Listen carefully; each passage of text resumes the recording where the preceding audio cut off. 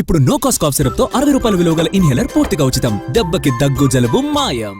Cabinet ఆమోదంతోనే BC reservations తీసుకొచ్చామన్నారు మంత్రి పొన్నం ప్రభాకర్. ఈ రిజర్వేషన్లతో SC ఎస్టీలకు ఎలాంటి ఇబ్బంది లేదన్నారు.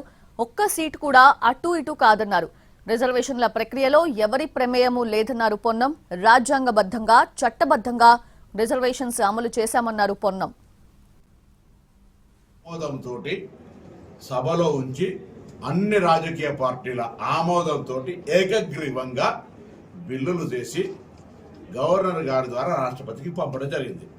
ఇటీవల తమిళనాడు కేసులో కూడా సుప్రీంకోర్టు రాష్ట్ర ప్రభుత్వాల హక్కులు, రాష్ట్ర ప్రయోజనాలకు సంబంధించి కేంద్ర నిబంధనలకు ఆటంకం లేకుండా రాష్ట్ర పరిధిలో తీసుకునే అంశాలకు వారికి ఒకవేళ గవర్నర్ గారు, రాష్ట్రపతి గారు 3 నెలల సమయం లోపల ఎస్ ఆర్ నో చెప్పకపోతే రాష్ట్రాలు ముందుకు పోవచ్చని చెప్పినటువంటి ఉదాహరణ మీ ముందు వస్తా ఉన్నాం.